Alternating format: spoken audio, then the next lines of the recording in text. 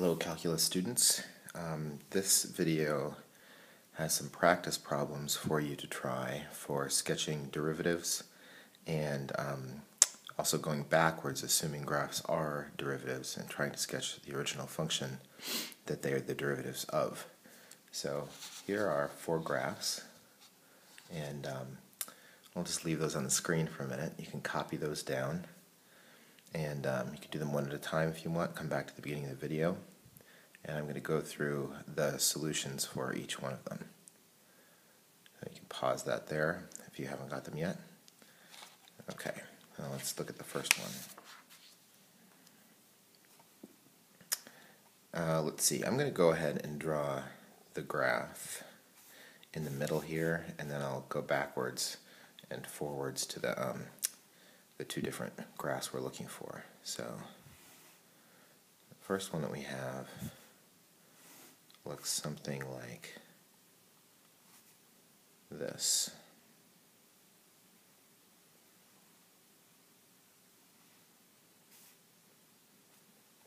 Okay, so what function is that? Well, who knows, but we've got a graph of it, so we can do our sketching based on that.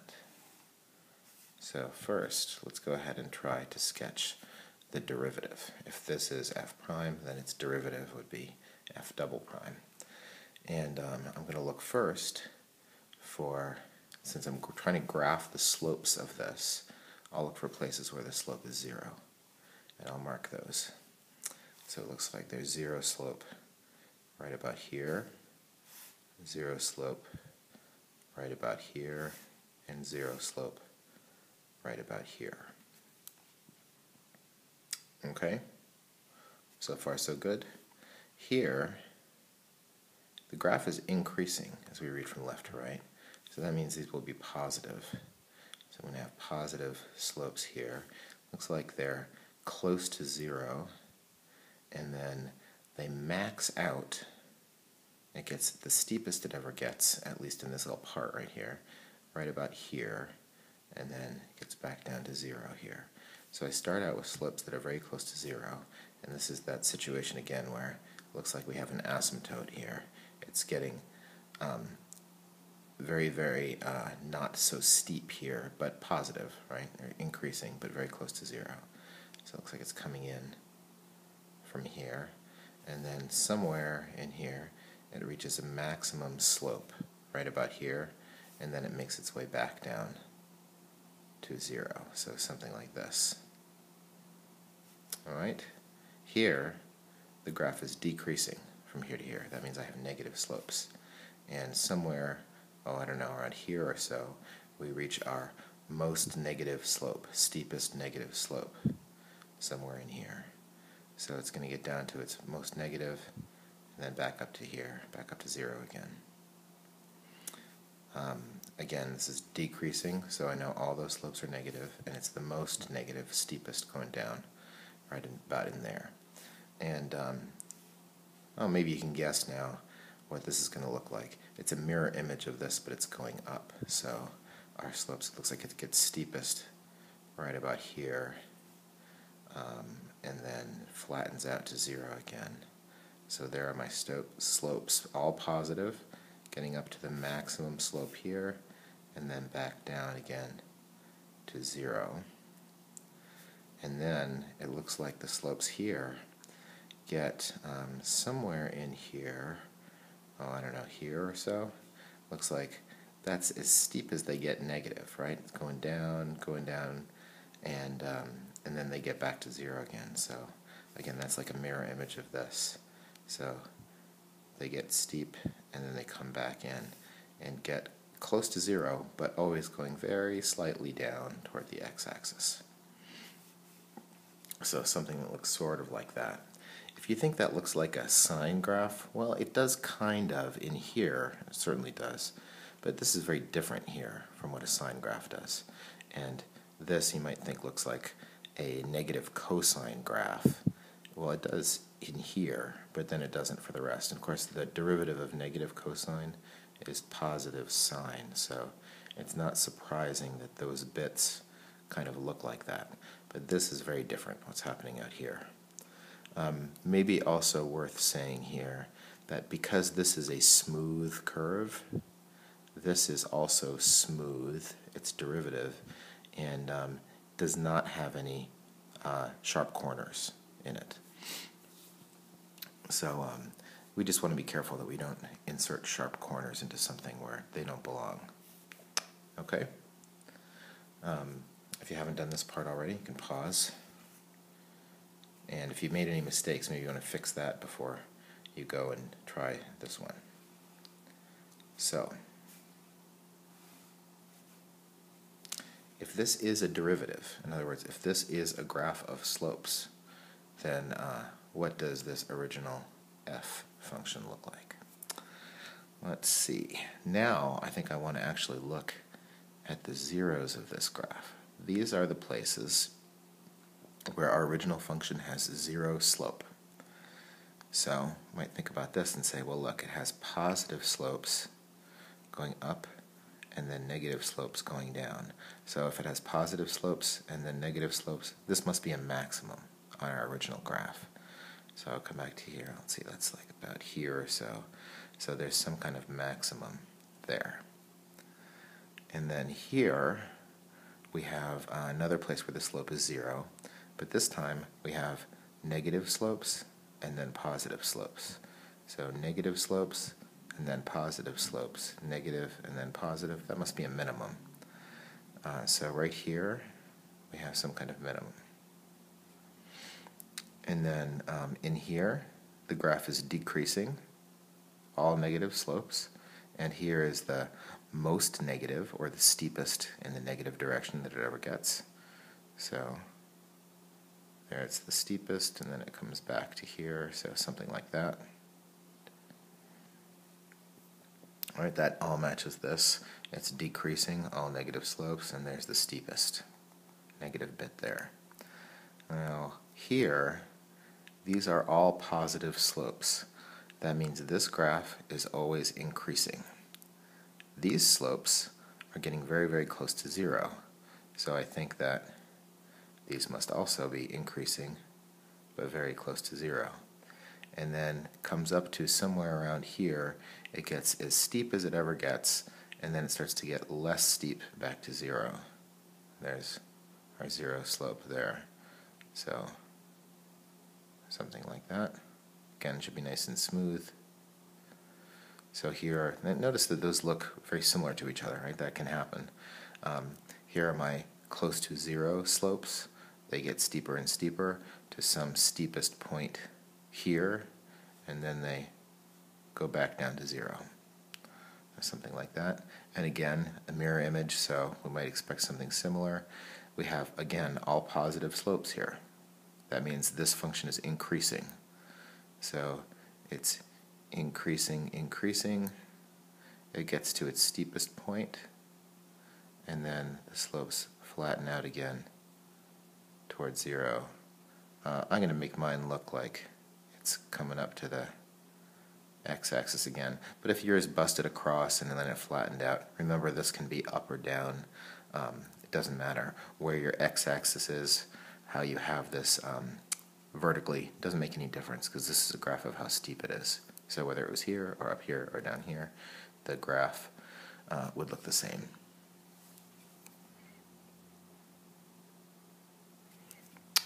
Okay?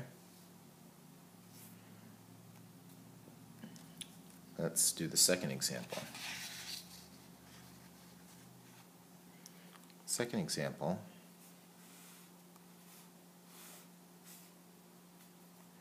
looks like this. This is a little bit simpler, not so many ups and downs and everything else, but an example worth considering. Alright, let's try to sketch the derivative of this. Well, there are no maximums or minimums, so there are no places where the slope is equal to 0. And this function, you might notice, is always increasing. Looks like it has slopes that are very close to 0 here, slopes that get bigger and bigger here. So it has slopes that are positive but close to 0 here, and they increase and they keep getting bigger and bigger, and it's going to look something like this, which is interesting. That actually the graph of the slopes of this function look a lot like the function itself. And if you think you know what this looks like, then maybe that's worth thinking about for a minute. Is there in fact a function that is its own derivative? We'll learn about that in the next chapter, but maybe this is giving us a hint as to what that function might be, and we can try to prove that later on in chapter 4. Let's see. Might also think that if a function is its own derivative, then, well, if this is the derivative of that, then going backwards, aren't we going to get the same thing again? I mean, if this is the derivative of that, then if we had started with this graph and gone backwards, we would have got the same thing. So let's see if it does, in fact, turn out to be the same. So if this is now, if we interpret this to be a graph of actual slope values, then here we have values that are small but positive, so going up very slightly, small but positive, and here we have a slope of, I don't know, like 1-ish, something like that. So something like that, and then they get steeper and steeper, so something like this, sure enough, looks about the same. So, I mean, if something is its own derivative, then it's going to keep being its own derivative, right? That's an interesting example. Again, you can think about what function that might be.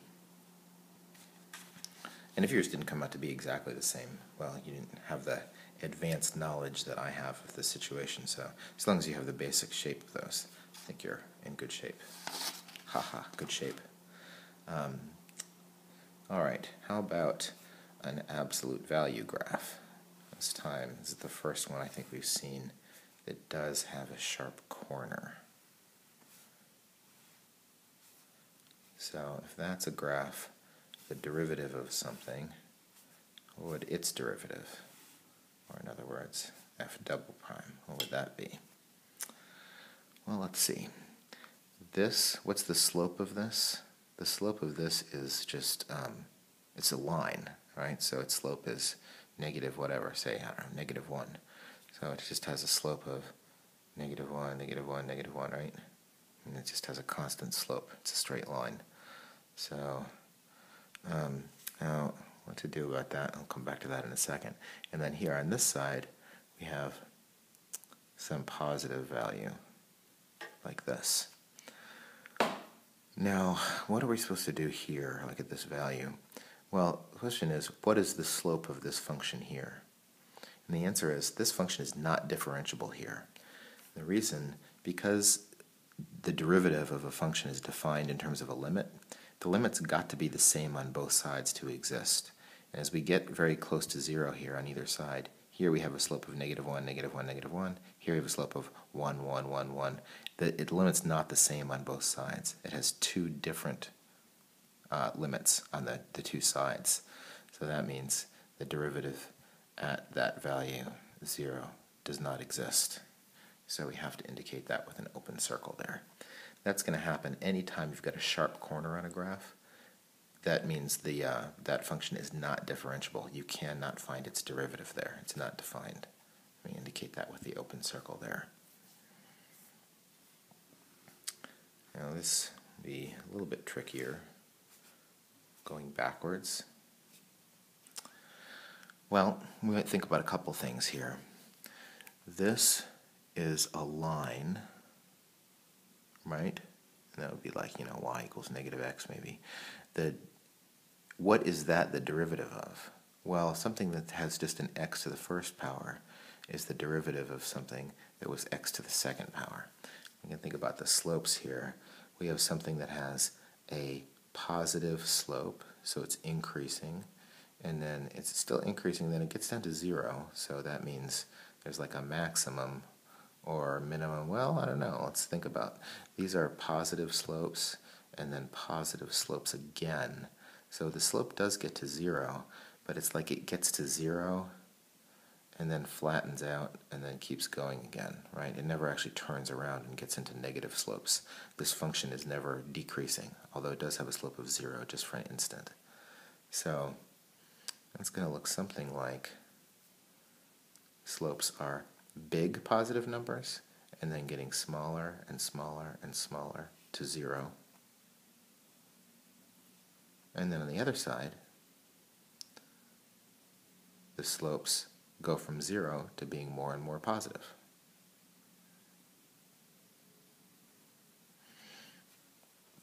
And you might think to yourself, well, that looks like a cube. Oh, and by the way, sorry, this could be up or down. If this was the origin for you, that's fine. This could be shifted up or down. That has no bearing on what the slopes are. So wherever you drew this, if you have this shape, that's fine. Now, you might think to yourself, that looks like a cubic function. So why is its graph turning out to be absolute value instead of a parabola?